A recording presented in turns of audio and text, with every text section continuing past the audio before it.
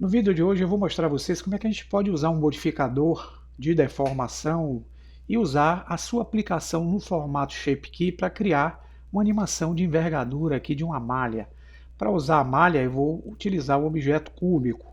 Então vou transformá-la aqui numa tábua, tá pessoal? Vou usar o SZ para achatar pelo eixo Z e o SX para alongá-lo pelo eixo X. Bem, esse objeto eu vou aplicar nele aqui o modificador Subdivision Surface. Vou deixar no modo Sample para ele tomar a forma original, mas eu vou deixar aqui com 6 subdivisões. Vou fechar por enquanto aqui, que eu não vou precisar, e vou adicionar nessa cena o outro modificador que vai ser o Sample Deform. Vou usar o modo Bend. Ele está usando aqui um ângulo de 45 graus, mas eu vou aproveitar para ativar a seleção desse objeto, clicando aqui no Move. Vou usar o Ctrl pressionado e vou encostar o cursor do mouse na seta azul. Com o Ctrl pressionado, agora eu arrasto 3 casas para cima, ó, o objeto na direção de Z. Vou selecionar a seta vermelha e com o Ctrl pressionado eu vou arrastar 3 casas na direção do eixo X. E tenho o deslocamento dele, ó, de 3 por 3 em X e em Z.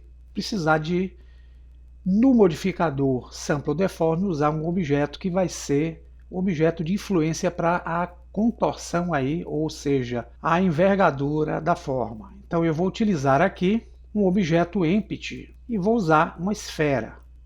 Eu vou fazer o mesmo procedimento que eu fiz para a forma que eu alterei. Então vou usar o Ctrl pressionado, encostar o cursor do mouse na seta azul de deslocamento do eixo Z e vou puxar 3 casas para cima.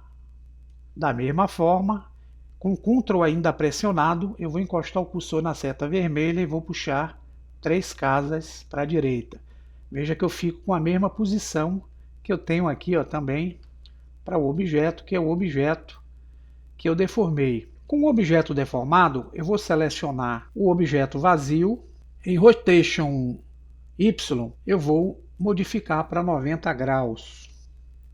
Agora, selecionando a forma, eu volto na aba de modificadores e vou definir qual é a origem que vai fazer o efeito de contorção aí na malha, que é o objeto Empty. Então eu seleciono o conta-gotas e clico no objeto Empty. E ele faz uma envergadura, tendo como base aqui quem? O eixo X. Então eu tenho que mudar para o eixo Y para ele fazer, ó, o efeito de contorção baseado nessa linha verde aqui. Eu posso fazer com que esse objeto tenha um fator negativo para fazer essa envergadura para cima ou um fator positivo para ter a envergadura para baixo, como se fosse um bater de asas. Aqui eu vou precisar aplicar um modificador. Então eu aplico primeiro o modificador que é o Subdivision, e em sequência eu aplico o modificador Sample Deform. Só que eu não vou aplicar ele na condição Apply, e vou aplicar ele na condição ShapeKey, porque ele vai gerar uma chave de animação para fazer esse efeito de envergadura. Então, clicando aqui, o objeto volta à condição original, mas se vocês vierem na aba que representa o objeto Data Mesh, vocês vão ver que foi gerado um ShapeKeys com o Sample Deform. Está aqui o nome. Ó. Nós vamos selecionar o Sample Deform. Agora, se vocês vierem nos valores aqui, ó, movimentando essa chave, eu vou ter, ó, esse efeito que vai me permitir gerar justamente o efeito de animação de envergadura. Como é que eu faria essa animação aqui na timeline usando o ShapeKeys? Eu poderia escolher o frame 1 e nessa condição que está aqui o nosso objeto, eu vou usar a chave em 0 e vou clicar em Animate Property, que é esse pontinho que está aqui à direita, e ele já insere uma chave automática aqui no frame 1 do objeto nessa condição. Agora vou no frame 10, vou alterar essa chave de valor para 1 e vou clicar novamente no Animate Property.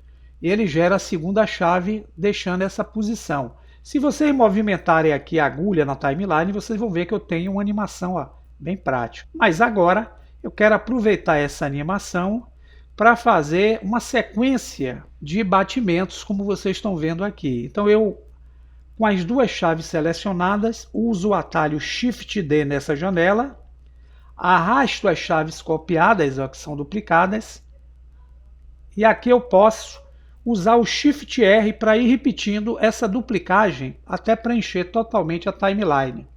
Agora, dando o player, vocês vão notar que o objeto gera uma animação bem básica do Shape Keys. Só que eu posso também usar o cursor na janela Timeline, clicar o botão direito e aqui eu uso a solução Interpolation Mode. Vou usar aqui na condição linear. Quando eu fizer agora novamente a animação tem uma velocidade linear durante o processo gerado aqui na timeline.